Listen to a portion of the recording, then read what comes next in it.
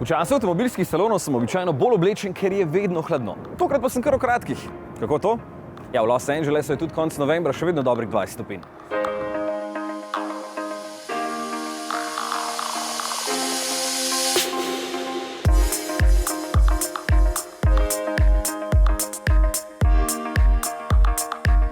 Salon je tukaj že 101. leto in čeprav še zdaleč ni tako velik kot tisti v Parizu, Frankfurtu ali Ženevi, so proizvajalci pripeljali kar nekaj novosti in en prav poseben model, ki se od nas postavlja.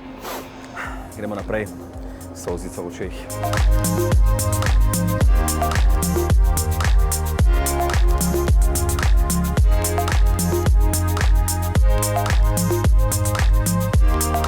Ko vidim, kakšna gužva je okrog evropskih avtov, dobim občutek, kot da Američani svojih sploh ne marajo. Do Audija sem se komaj prebil in je dobro, če znaš malo komolce uporabiti.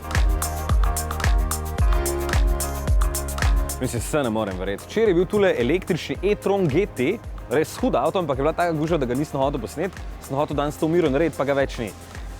Ampak vseeno vam ga zdaj pokažem.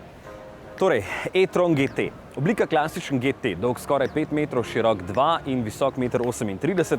Oblika pa je že skoraj končna, zato ker je zelena luč za proizvodnjo leta 2020 prižgana. Zame je to kar recimo naslednik A7 Sportback. Tehnološko je zelo blizu Porschejevemu Taycanu, ker ima enak 800-voltni sistem, ki omogoča, da se baterija s kapaciteto 90 kWh na hitri postaji napolni do 80% v 20 minutah. Vas verjetno bolj zanima, da je sistemska moč 590 konjev, da dostop pospeši v 3,5 sekunde in v 12 sekundah do 200. Je pa hitrost omejena na 240 km/h, da lahko s polno baterijo prevoziš do 400 km. Seveda mu ne manjka niti 4-kolesni pogon quattro, le da je tukaj električni, ker za pogon vseh koles skrbita elektromotorja, po eden na vsaki premi. Zdaj moram pa sam še v Las Vegasu kaj zdeti. Grem pol!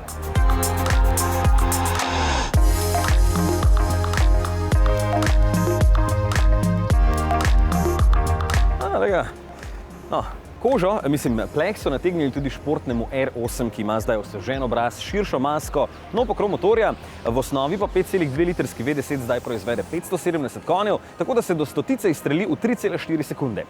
Inženirji so predelali še krmilni mehanizem, vzmetenje in par drugih stvari, da bo med preganjanjem in ovinki še bolj stabilen, stal pa bo 130 jurjev.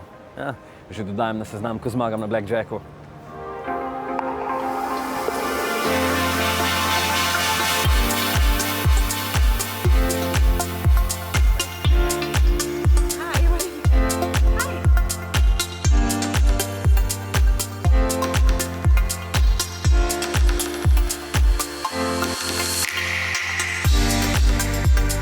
A veste, da je Transporter najbolj prepoznaven dostavnik na svetu? Se po eni strani je logično, če so ga začeli izdelovati že leta 1950, tole pa je koncept dostavnika, kot ga bomo videli po letu 2022. Samo na elektriko lahko prevozi od 300 do slabih 600 km, zaradi sončnih celic na strehi lahko ob kalifornijskem soncu vsak dan sam sebi poveča domet za 15 km, sicer pa zna sam voziti, zadnji ima pa še 230-voltno vtičnico za orodje, če ga boste kdaj rabili. Samo pogledajte, kako pametne predale ima za delovne drobnarije. Elektromotor proizvede 150 kW moči, se pravi 204 konje, pogon je na zadnji kolesi, menjalnik pa ima eno prestavo, ker pri elektriki je res brez veze komplicirati. Greš naprej ali pa nazaj.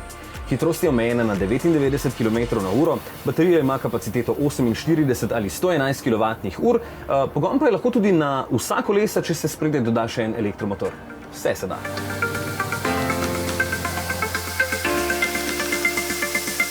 Tudi najmanjše Volkswagenovo komercialno vozilo, koncept električnega kolesa Cargo e-bike. Tale se odlično znajde tam, kjer ni dovolj prostora za dostavnike, pa še nobenih smrdljivih emisij ne oddaja. 250-vatni elektromotor pomaga kolesarju dostavniku, v tovorni prostor gre do 500 litrov tovora, do skupne mase 210 kg. Boste rekli, da je na kolesu nevarno prevažati takšno maso? Na navadnem mogoče. Tale pa ima tehnologijo za ohranjanje ravnovesja, tako da je tovorni prostor vedno v ravnini. Ja, kdaj bo pri nas? Pa je že prihodnje leto.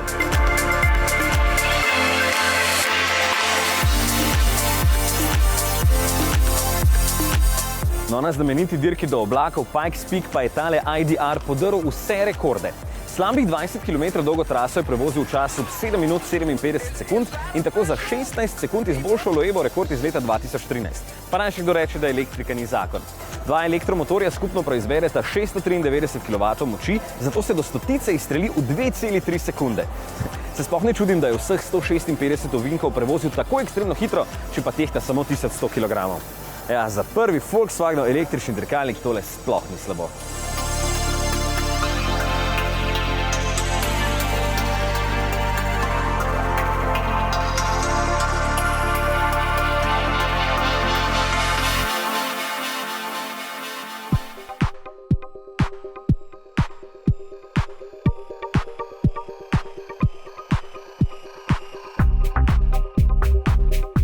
Kateri je najstarejši avto na tem salonu? Po mojem, da je hrošč. Že leta 1938 so ga začeli proizvajati, se pravi 80 let nazaj. No, tretja generacija tamle pa vstopa v zadnje leto proizvodnje, kar ne pomeni nujno, da hrošča več ne bo, le bencin ga verjetno ne bo več poganjal. Postaneš kar malo čustven. Sam poglejte ga, kak je lep tale črn dedi.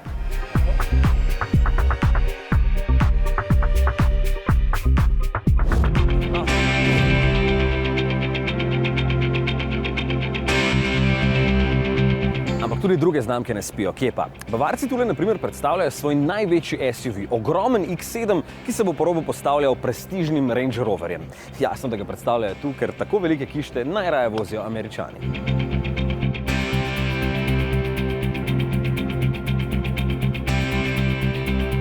BMW 8 ima zdaj lahko tudi platneno streho in se kot M850i do stotice požene v slabih 4 sekundah. Platnena streha se odpre v 15 sekundah do hitrosti 50 km/h, bomo stestirali. Jasno. Koncept električnega SUV-ja iNext pa bomo testirali malo težje.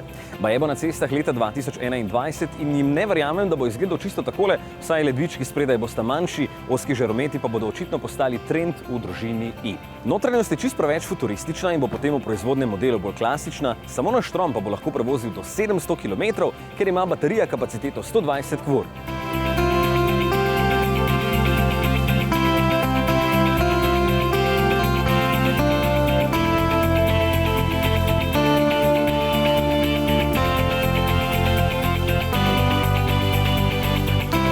Južnokorejci predstavljajo rešitev za družine, kjer vas je 8, novi Hyundai Palisade. Če iščete južnokorejski prestiž, pa si lahko omislite Genesis G70. Lušna zadeva je tole in me prav zanima, če ga bomo kdaj lahko videli tudi pri nas.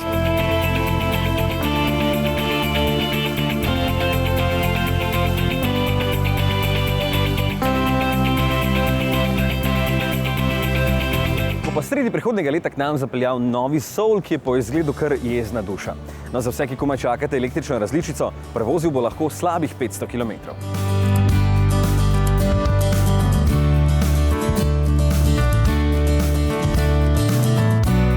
Tole ni Jeepov prvi pick-up, ga pa že dolgo ni bilo. Pazite to, imenuje se Gladiator kot leta 1962, vlekel bo lahko do 3,5 tone, pogane pa ga 3,6 litrski V6 z 290 konji.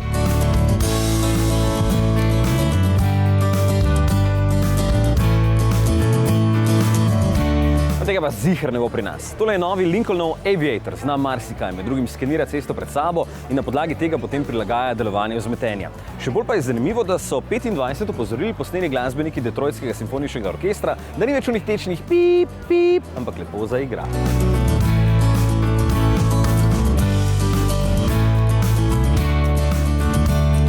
Naš Jure že 2 leti čaka novo Mazdo 3 in evo, takšna je.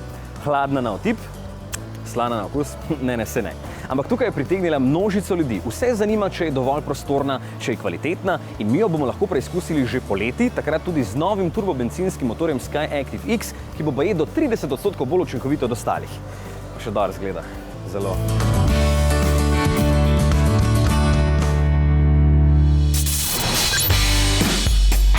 Mercedes-Benz predstavlja posodobljeni AMG GT. Tole je čisto novi AMG GT R Pro samo za dirkališča, tamle je limuzinski A, Mini pa predstavlja 4 različice samo za Američane.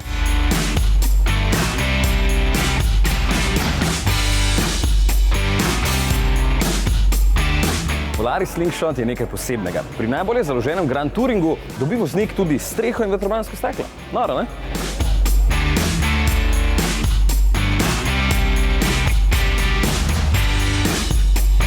Ford predstavlja tukaj Edge ST, no na osnovi Forda F550 pa je narejen tale najdražji SUV na svetu, Karlmann King, stane 2 milijona evrov. Težek je 4 tone pa pol oziroma 6 ton, če je neprebojn, poganja pa ga 6,8 litrski V10. Notri pa tako razkošje, da misliš, da gledaš Rolls-Royce. Zdaj to. Še strop je podoben.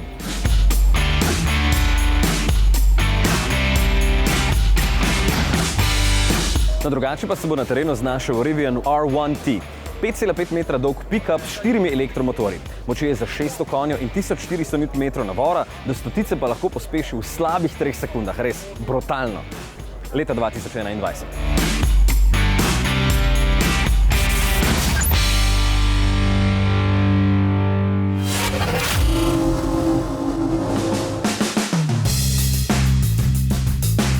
No, če sem ravno pri terencih, 4-kolesni pogon bo kmalu lahko imel tudi prenovljeni Toyotin Prius. Za aktivno vrtenje zadnjih koles bo skrbel elektromotor brez magnetov, poleg kozmetičnih sprememb pa bo v notranjosti ob doplačilu tudi 11,6-palčni zaslon. Količnik upora je zdaj samo še 0,24.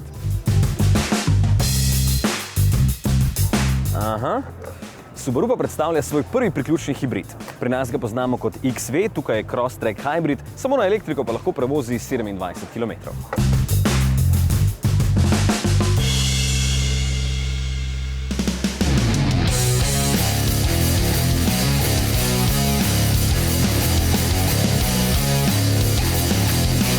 No, za konec pa še zvezda ameriškega šova, nemški avto. Kako pa? V dobi digitalizacije znajo nekateri avtomobilski proizvajalci ohranjati prepoznavnost, tudi če gre za čisto nov izdelek. Poglejte, tule so sami digitalni merilniki, zasloni, na sredini pa analogni merilnik vrtljajo. No in zunaj še klasična oblika. Luči so recimo enake kot pri 50 let starem in to je to, moderna klasika. Je malenkost večji, širši, višji, seveda pa ima tudi moderne bombončke, kot so izvlečne kljuke, palet trak zadaj in matričen led luči spredaj. Tukaj predstavljajo samo Carrero S, ki ima samo 450 konjev, tako da se do stotice izstreli v 3,7 sekunde, je pa celotna zunanjost iz aluminija, razen obraz in rit, kjer je še nekaj plastike. Moram tu čestitati za 55. rojstni dan. 911 je že res kar nekaj časa med nami in spomladi lahko takšen zapelje v vašo garažo, razen če boste počakali še leto ali dve, dokler ne pride priključni hibrid.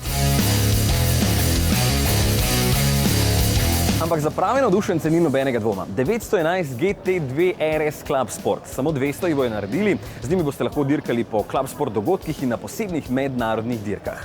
Notri nekaj posebnih elementov iz modela GT3R, seveda pa moč dovaja 3,8 litrski šestvaljnik, ki proizvede 700 konjev.